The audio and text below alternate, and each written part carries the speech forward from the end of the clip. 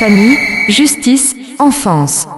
Bonjour et bienvenue dans Famille, Justice, Enfance numéro 176. Aujourd'hui, une série de 3 émissions, une longue interview que j'ai eue avec Caroline Ardouin. Caroline Ardouin, psychologue qui a travaillé dans sa carrière au sein des services de protection de l'enfance, notamment durant 14 ans dans le département de Périgueux. J'ai eu la chance de la voir en face de moi dans les studios de RLP et j'ai prélevé 1h30 de contenu, c'est-à-dire en fait assez pour 3 émissions. Nous commençons aujourd'hui la protection de l'enfance vue de l'intérieur par une psychologue professionnelle. Attention, ça décoiffe, c'est parti, ne bougez pas, c'est juste après ça. RLP. Radio libre en Périgord. Famille, justice, enfance. Toujours depuis les studios de Coulommiers-Chamiers à Périgueux, avec aujourd'hui une psychologue, encore du local. Nous faisons du local, une professionnelle, Madame Caroline Ardouin, qui est venue nous voir. Nous la remercions beaucoup. Bonsoir. Bonsoir. Vous allez bien, ça va ? Très bien, très bien. Très bien, très bien. En cette début d'année qui va être particulièrement intéressante, je pense. Bien sûr. Bien sûr. On l'espère. On l'espère. Pour chacun, oui. Bon, dites-moi, je vous ai contacté il y a quelques mois pour que vous puissiez nous voir et nous parler, parce que vous avez un parcours qui me semblait effectivement intéressant et les gens vont voir pourquoi effectivement je vous ai contacté. Est-ce que vous pourriez nous dire qui vous êtes déjà et comment on devient Caroline Ardouin aujourd'hui ? Qu'est-ce qui s'est passé par tout ça ? Alors en fait, Caroline Ardouin, bon, j'ai ma vie personnelle, mais disons que je suis psychologue clinicienne et je suis arrivée dans le département de Dordogne dans les années 2000. Vous avez étudié avant, vous avez étudié où ? À Lille. À Lille. À Lille. Vous arrivez du Nord. J'arrive du Nord, voilà. Vous J'ai arrivez fait du voyage Nord. Nord-Sud. Oui. Donc je suis une immigrée. À la recherche du soleil. Peut-être, enfin bon, des affaires personnelles m'ont amené, disons, à m'installer ici. Et donc, le travail que j'ai trouvé en arrivant, après un parcours où j'avais travaillé auprès de jeunes sans domicile dans une structure assez innovante dans le Nord, j'ai travaillé à l'aide sociale à l'enfance pendant 10-15 ans. Enfin, oui, c'est ça, jusqu'en 2014, je crois. Et puis aujourd'hui, après différentes formations, je me consacre davantage à la fois au travail en libéral et à la fois au travail auprès de nos aînés dans un EHPAD, un petit EHPAD hospitalier de petite taille et qui reste relativement, je dirais, bienveillant et soutenant. Voilà. Il y en a encore, tout à fait. Oui, bien sûr, heureusement. Pourquoi vous avez fait psychologue ? Vous le saviez depuis longtemps ? Vous aviez des choses à regarder ? Ou qu'est-ce qui vous a amené ? Vous êtes passé par d'autres voies ? Qu'est-ce qui a fait que vous êtes allé faire un master de psychologie ? Parce que c'est un master. Si alors, à l'époque, c'était un DESS, mais oui. Aujourd'hui, on appelle ça un master 2. D'accord. C'est Bac plus 5, en fait. Tout à fait. Je crois que je suis devenue psychologue parce que j'étais extrêmement sensible, ce qui à la fois m'embarrassait, et puis à un moment donné, j'en ai fait un atout plutôt que d'en faire un fardeau. Bien entendu, probablement et certainement même, dans ma propre famille, j'ai dû certainement avoir des choses qui s'y sont passées, qui ont fait de moi une enfant très sensible et très à l'affût. Voilà, j'ai entamé ces études-là, j'ai fait un travail, du travail sur moi-même. Les parents, c'est une vie traditionnelle, les parents étaient ensemble. Les parents étaient ensemble, mais j'ai perdu ma mère très tôt et on était une famille à secret. C'est-à-dire qu'elle a... Oui, les squelettes dans le tiroir. Exactement, dans le placard, comme dirait l'autre. Ouais. Donc j'ai mené l'enquête après dans ma vie de jeune adulte. Voilà, j'ai fait tout un travail... de récupération de Sherlock Holmes, pour comprendre ce qui s'était passé dans cette famille et pour moi déjà. Oui. Et vous avez commencé à travailler sur vous très tôt en fait. Oui, la psychologie vous a aidé à ça. Je sais pas si la psychologie m'a aidée parce que il fallait que je fasse quelque chose dans ma vie, c'était plutôt ça. Oui. Et je me disais que la sensibilité que j'avais pouvait être un atout. Mais au départ, dans ma vie de psychologue, de jeune psychologue, je crois que le travail que j'avais à mener sur moi-même n'était pas terminé. Donc souvent, c'était difficile aussi d'être psychologue au début. Maintenant, je suis une psychologue plutôt épanouie, sans doute parce que voilà, tout ce travail-là est derrière, les bagages sont déposés. Bon, c'est jamais complètement. Je reste un être sensible comme tout Ça a à été chacun. votre premier choix d'études supérieures? J'ai fait d'autres choses. J'ai fait un peu d'économie, un peu d'information communication.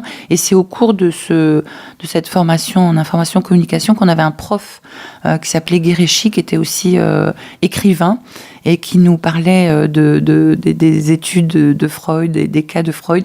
Et il était passionnant, ce monsieur. D'accord. Et en fait, c'est lui qui m'a donné envie d'être psychologue. C'est là que l'étincelle est venue. Ah oui, donc vous aviez 19-20 ans à peu près. C'est ça, Vous ouais. étiez en deuxième année ou en première Ouais, et vous êtes ouais. passé, ensuite vous avez fait la passerelle pour Voilà. la fac de psychologie Voilà. parce que vous avez trouvé quelqu'un qui vraiment avait la flamme. Et, Ouais. c'est ça? Et D'accord. ce qu'il racontait me passionnait. Oui, Ce ça qu'il vous parlait, racontait sur les ça les résonnait à humains. l'intérieur. Ah oui, D'accord. je Et la fac de psychologie, l'enseignement théorique a répondu à vos attentes? C'est un enseignement très complet. Ça passe du cerveau aux statistiques pour les tests Il et y a les beaucoup de pieds grandeur des au début, tests. on va le dire. Par contre, après, il y a du contenu quand même. Ah oui, il y a du quand contenu, on reste, il y a quand même ouais. beaucoup de Il y a- contenu. ouais, ouais, ouais. Ah oui. La psychopathologie, non, c'est des études très intéressantes. Vous avez fait une avec des spécialité, stages. vous? Moi, c'était psychopatho-clinique, donc c'était tout ce qui est le fonctionnement normal et entre guillemets pathologique des humains, qu'ils soient petits, moyens ou grands. D'accord. Voilà. Il n'y avait pas encore à l'époque les séparations entre gérontologie... Non, on faisait de la neuropsychologie, on faisait de la psychologie du vieillissement. C'était à l'époque une formation... soit on était en clinique, soit on était en travail, psychologie du travail, soit on était en expérimental. Il y avait un peu ces trois directions. Soit on allait travailler avec les gens, soit on allait travailler dans le milieu du travail, sur la souffrance au travail, soit on allait faire des expériences en labo, de la recherche, etc. Oui, parce que ça, on ne le sait pas, mais il y a aussi de la recherche en psychologie. Absolument, On fait des absolument. tests et on... Voilà, Bien sûr. ouais, dans tous les domaines, il peut y avoir de la recherche, ouais. Donc un DVSS... C'est toujours 5 ans. Il parle de porter ça à 7 ans, mais c'est D'accord. encore en projet. C'est Bon. pas, à ma connaissance. Hein, ouais. Vous êtes allé travailler tout de suite après? Oui, en cours d'études. En fait, j'ai travaillé pendant mes études parce que j'ai fait mes études tard, comme j'ai traîné un peu au début. Donc, j'ai travaillé dans un foyer de jeunes filles. J'ai travaillé surtout dans un foyer de jeunes filles, en fait. Justement, d'enfants placés. D'accord. Voilà, des jeunes filles dans un foyer à Lille. Il m'avait prise Donc, comme un monitrice, contact éducatrice. directement Absolument. avec la réalité. Absolument. La réalité crue d'ailleurs, parce que les Absolument. foyers du placement, c'est la réalité crue, on va le Oui. dire. C'est, Ouais. C'était des jeunes filles de 13 ans, 13 à 18 ans, quelque chose comme ça. Ça commence à voilà. être des choses qu'il faut être capable de regarder. Ouais. Oui, absolument. Ouais. Vous êtes resté là-bas quelques années. Oui, le temps d'une partie de mes études, à la fin de mes études, le dernier stage que j'ai fait, c'était dans cet accueil pour jeunes sans domicile.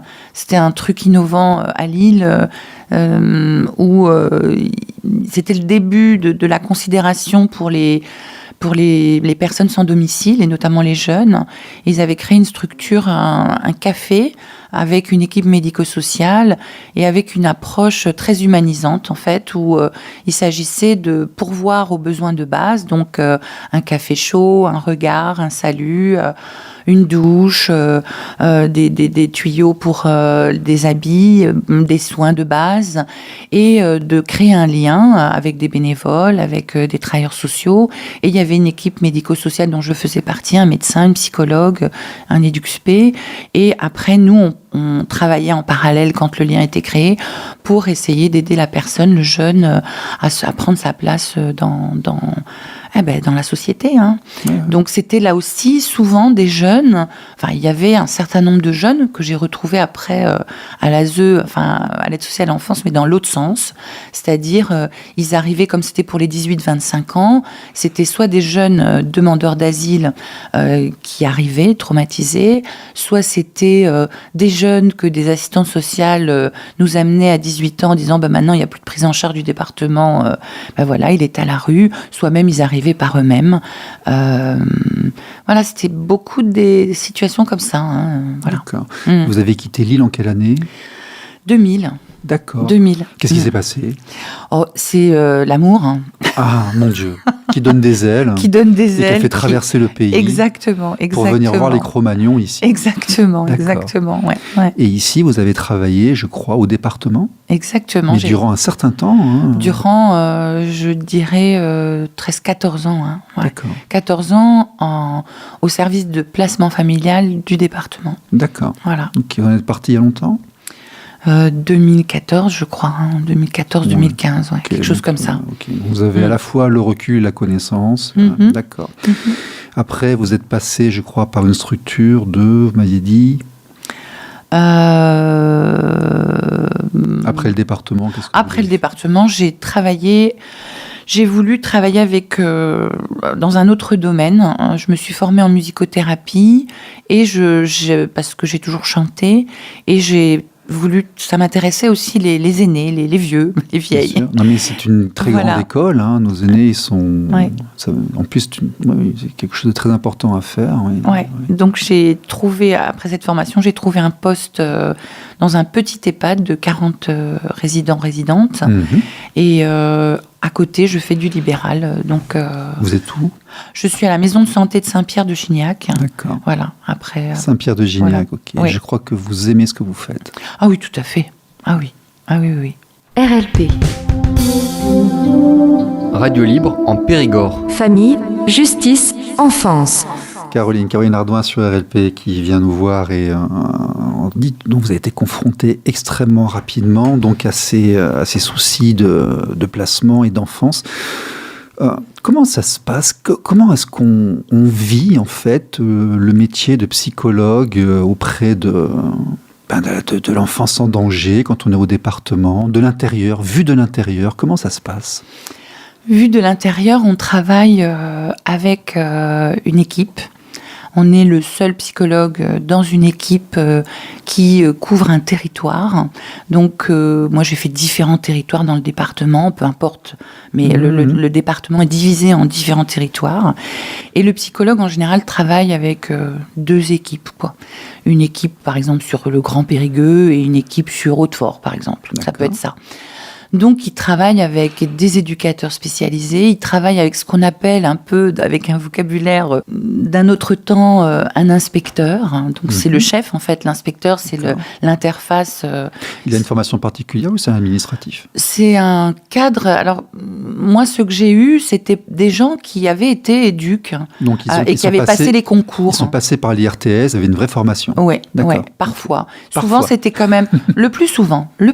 D'accord. Le plus souvent, c'était des gens qui venaient du terrain et qui après avaient passé des concours d'attaché territorial, c'est des concours administratifs qu'on passe pour être un peu chef d'un service. Voilà. Attaché, c'est très vaste. Hein. C'est très vaste, oui. Ça peut être dans d'autres domaines. Dire qu'on va dans l'ASE et l'enfance, généralement, c'est par volonté. Oui, alors je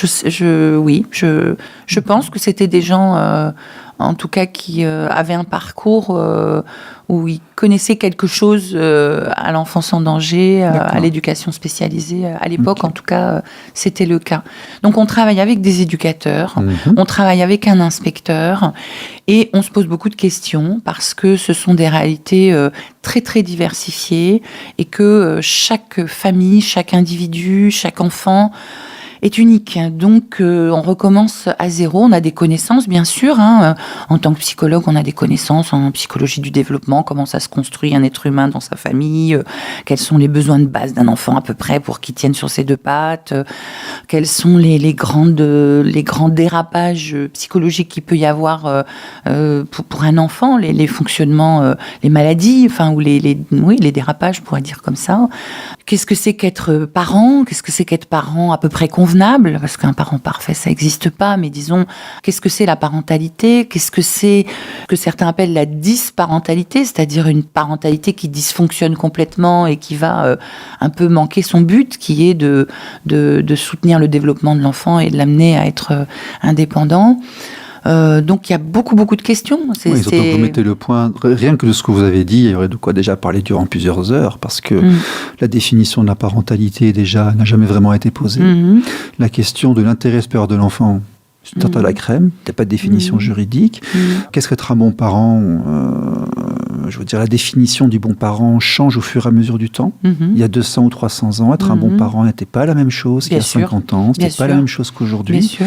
Donc en plus, il y a des notions de relativité et mais les gens ne sont pas formés à être parents. Certains le subissent, certains le veulent. Donc déjà, rien que là, effectivement, on est sur un territoire qui est extrêmement complexe. Très vallonné, oui, bien sûr. Extrêmement complexe. Avec effectivement une société qui a changé, avec des lois sur les droits et les devoirs des enfants et des parents qui ont changé.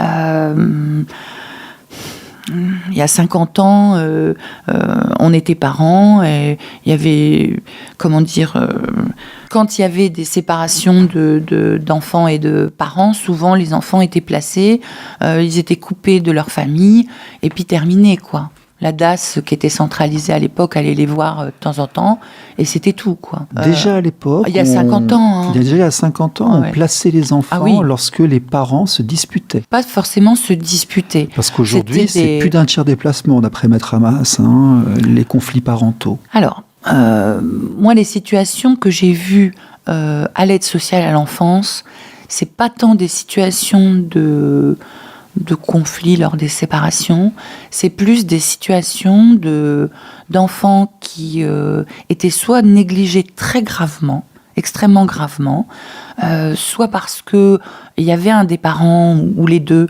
qui souffraient de pathologies mentales, ça existe, et qui sont pas forcément prises en charge. Il n'y a pas forcément, les soutiens nécessaires ou les possibilités. Et souvent, c'est des gens qui souffrent, mais qui pour eux sont normaux, vont très bien, quoi. Mais il y a des pathologies qui font que la personne, elle peut pas se rendre compte de l'autre, quoi, et des besoins de l'autre. Hein. Donc ça peut être un cas de figure. Il y a aussi la misère sociale qui peut amener des gens à avoir des... Ils sont indigents, ils peuvent pas. Qui peuvent complètement avoir des comportements qui sont je dirais, modifiés par les souffrances qu'ils vivent, qui sont des souffrances sociales, le manque d'argent, le manque de tout, le manque de support aussi, le manque de considération, qui font que, ils ont un enfant, mais ils sont pas prêts du tout à faire face à tout. Voilà, c'est trop. Des accidents, des gens qui meurent aussi, après, des avions qui tombent. Absolument. On l'oublie, mais ça fait partie du quotidien. Des parents qui décèdent dans un accident brutalement, et l'enfant, il y a personne dans la famille proche pour ou alors il y a quelqu'un, mais de toute façon, à un moment donné, l'aide sociale à l'enfance va être sollicitée. Ouais. Ça, c'est l'esprit d'origine de l'ordonnance de 45. L'ordonnance de 45 qui définissait le placement de l'enfant, c'était effectivement, on vient remettre en cause l'autorité parentale dans les cas où effectivement l'enfant est profondément en danger et on vient effectivement le secourir, mais dans des cas qui restaient à l'époque exceptionnels. Bon. Est-ce que ce caractère d'exceptionnel et de cas grave et a vraiment continué à perdurer, ou est-ce que... allez, on va y aller, on va commencer. Pour une fois qu'on en a une, là, voilà. Je vais dire, de l'intérieur, est-ce que la machine fonctionne bien ? Comment vous l'avez vu de l'intérieur, vous ? Moi, j'ai été une psychologue, j'ai été une psychologue très souvent en colère. J'étais d'ailleurs, j'étais tout le temps en colère parce que je voulais bien faire, parce que je pense que mes collègues éducateurs aussi voulaient bien faire. Vous étiez face à des scandales révoltants en permanence ? Peut-être pas des scandales, mais disons que quand on évalue la situation d'une famille et d'un enfant, l'état d'un enfant, c'est quelque chose de très compliqué, qui vous met dans une place avec une grande responsabilité. En fait, il faut déjà savoir qu'il y a deux cas de figure. Soit il y a une demande de soutien de la part d'une famille, ça c'est l'accueil provisoire, c'est quelque chose qui est négocié, ça part de la famille et des services sociaux qui demandent au service de placement qu'il y ait un lieu de vie qui soit organisé pour l'enfant et qui soit pas celui de la famille, mais il continue à avoir sa famille très régulièrement et c'est provisoire et c'est négocié avec des objectifs, soit c'est le placement judiciaire qui est décidé par le procureur ou par le juge des enfants. Juge des enfants en général. Oui, juge des enfants ou procureur. Ça peut être le procureur saisit le juge des enfants, je crois. Voilà. Et donc, il y a une mesure de placement parce qu'il est estimé par la justice que l'enfant se trouve en danger pour son développement. Est-ce que tous les enfants que vous avez vus étaient des cas graves qui nécessitaient qu'on intervienne ? Déjà, ce qu'il faut voir, c'est que, par exemple, là où j'intervenais, sur les équipes avec lesquelles j'intervenais, on a un nombre quand même très important de mesures.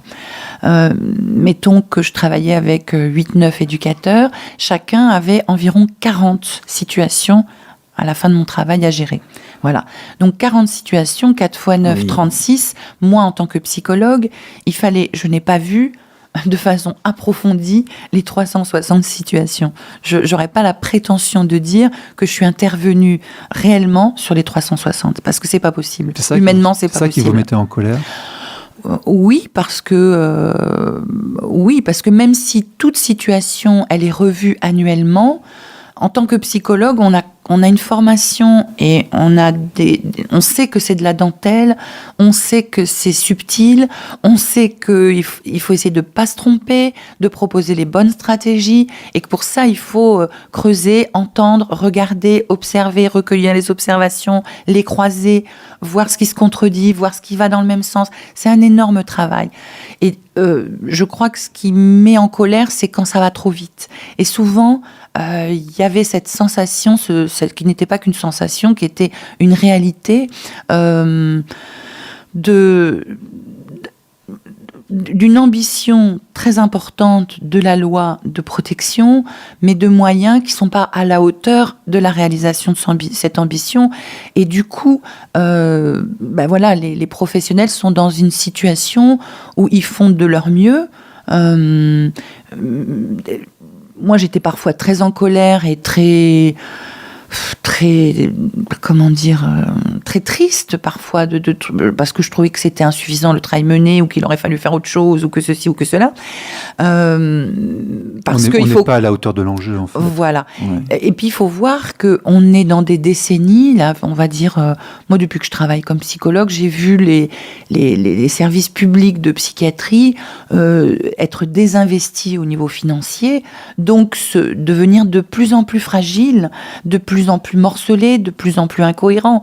Et donc, c'est important de comprendre que quand on a un enfant qui, par exemple, a été soit négligé gravement, soit battu, pas forcément parce que le parent était méchant, mais battu parce que il y avait des crises dans la famille, que une personne ne savait pas se contrôler, ou qu'elle était saoule, ou que ceci ou que cela, ou qu'elle avait eu ça à l'ancienne quand elle était jeune, ou qu'elle-même avait été éduquée comme ça, et donc elle faisait et que n'avait pas, voilà. Donc il y a tout un travail à mener avec les enfants, avec leur famille, et ce travail on peut pas le faire seul. Il faut le faire avec des partenaires qui soient aussi solides, sur lesquels on puisse compter, avec lesquels on puisse dialoguer, créer une confiance. Et bon, moi j'ai vu quand même le désarroi de plus en plus important des services de psychiatrie, et qui aujourd'hui, où il y a 6 mois, 1 an d'attente quand on veut consulter. Et ça, c'est aussi une grande interrogation. On a l'impression que là-haut, il y a des volontés idéologiques où on se dit, on a une vision peut-être très idéalisée de l'environnement, que nous allons intervenir pour sauver plein de gens avec des mécanismes. Et les mécanismes, en fait, aujourd'hui, les enfants placés, je crois, c'est 190 000 enfants. C'est la ville de Toulouse, alors que les détenus, c'est 45 000, c'est le stade Vélodrome. Et avec des équipes pour les recevoir, qui la plupart du temps sont des gens qui ont été formés, qui sont des bons professionnels, mais est-ce que vraiment on peut sauver le monde en l'accordant à quelqu'un un quart d'heure toutes les 2 semaines ? C'est ça, c'est-à-dire que c'est cruel ce que je viens de dire. Non, mais c'est pas tout à fait faux. C'est-à-dire que les éducateurs et moi-même, bien souvent, on était en grand désarroi parce que l'éducateur, c'était important. Par exemple, quand un enfant était placé en famille d'accueil, faut voir que pour un enfant, quand il est placé en famille d'accueil, il est forcément, il y a quelque chose qu'il a à travailler du lien avec tous les adultes qui l'entourent. Et il faut qu'on l'aide à ne pas se sentir en conflit de loyauté avec ses parents. Il faut qu'ils sentent qu'il y a du respect pour chacun, que chacun a sa place. Mais ça, c'est un travail subtil qui demande à ce qu'on écoute l'enfant, à ce qu'on dialogue, à ce qu'on aide la famille d'accueil à pas parler trop fort ou parler trop vite sur les parents de l'enfant. Est-ce qu'on prend conscience vraiment de la souffrance des familles, ou alors on est posé que sur l'enfant? Certains parlent d'une certaine brutalité parfois lorsqu'on écarte les enfants, on demande aux parents de ne pas les voir, c'est-à-dire qu'ils les voient en fait toutes les minutes, toutes les secondes, et puis d'un seul coup, comme ça, ils vont les voir une fois par mois ou une fois tous les 6 mois, voire je ne sais pas. Est-ce qu'on prend en compte les réactions qu'ils peuvent avoir parfois, qui peuvent être hors cadre ou non acceptables, mais quelque part qui sont dues à tout ça? Les hôpitaux ont pris des siècles à prendre en compte la douleur. Est-ce que l'institution prend en compte la souffrance ? Je crois qu'elle prend en compte la souffrance, mais que elle traite pas forcément cette souffrance. Je suis un peu, c'est-à-dire que je crois que quand une mesure de placement tombe, très concrètement, les éducateurs du département sont appelés par leur chef pour aller mettre en œuvre cette mesure qui est demandée par la justice. C'est quelque chose d'extrêmement difficile et violent et pas facile, y compris pour eux. Mais d'abord, effectivement, pour cette famille et cet enfant vers laquelle on va intervenir et qu'il va y avoir séparation. Donc, bien évidemment, il y a à ce moment-là des expressions de souffrance de l'enfant, de sa famille, des réactions qui peuvent être diverses et variées. Et les éducateurs ont quand même l'expérience et l'humanité, enfin à l'époque en tout cas où j'y travaillais, pour à la fois avoir des conduites de réassurance sur l'enfant, des mots, des phrases, des repères, des projections, des phrases qui vont tenter de rassurer l'enfant, et vis-à-vis de la famille, de donner des repères pour pouvoir se parler bientôt, expliquer la mesure qui tombe, qui est là, le juge, pourquoi il a décidé ça, etc. Et donner un repère sur quand est-ce qu'on va se voir, etc. pour reparler de tout ça. Mais il n'en reste pas moins qu'une décision de placement, c'est-à-dire de séparer un enfant de sa famille, c'est une décision qui est extrêmement grave. Et du coup, effectivement, ce devrait être une décision qui est extrêmement mûrement réfléchie par ceux qui la prennent, c'est-à-dire par le juge. Ça devrait être préparé en amont. Avant que je travaille au département de Dordogne, je pense que les services de psychiatrie avaient un partenariat avec la justice, avec le département. Il y avait des institutions qui allaient mieux, qui étaient moins débordées, et je pense que peut-être il y avait des choses qui étaient travaillées davantage en amont. Nous, on regrettait souvent que les choses soient pas travaillées suffisamment en amont, y compris avec la famille. C'est vrai que normalement, les services de prévention, un placement, il n'arrive pas comme ça, je veux dire. En général, il y a une équipe de prévention des services sociaux qui est déjà en lien avec la famille. C'est rare que ce soit pas le cas. Mais si tout le monde est pris par le temps, s'il n'y a pas assez de moyens humains, il n'y a plus ce temps de dialogue et de préparation en amont, et du coup, les choses peuvent devenir très rudes, en fait, pour tout le monde. Et c'est vrai que, oui, parfois, moi, j'ai pu avoir l'impression, et je pense que les choses ne sont pas arrangées, parce que le nombre de placements, je crois, s'est multiplié. Je regardais les chiffres avant de venir. Je crois qu'il y a une augmentation en 10 ans de 100%. Enfin, c'est un truc incroyable, quoi. Et je ne sais pas si le personnel a augmenté en mesure, mais ce qu'il faut voir, c'est que on est dans une société qui veut le mieux, mais qui ne sait pas toujours se donner les moyens et qui n'a pas toujours le courage politique de dire si on veut le mieux, il faut contribuer à hauteur des moyens, il faut payer, que chacun mette au pot pour qu'il y ait suffisamment de monde pour faire bien les choses. Voilà. RLP. Radio libre en Périgord. Famille, justice, enfance.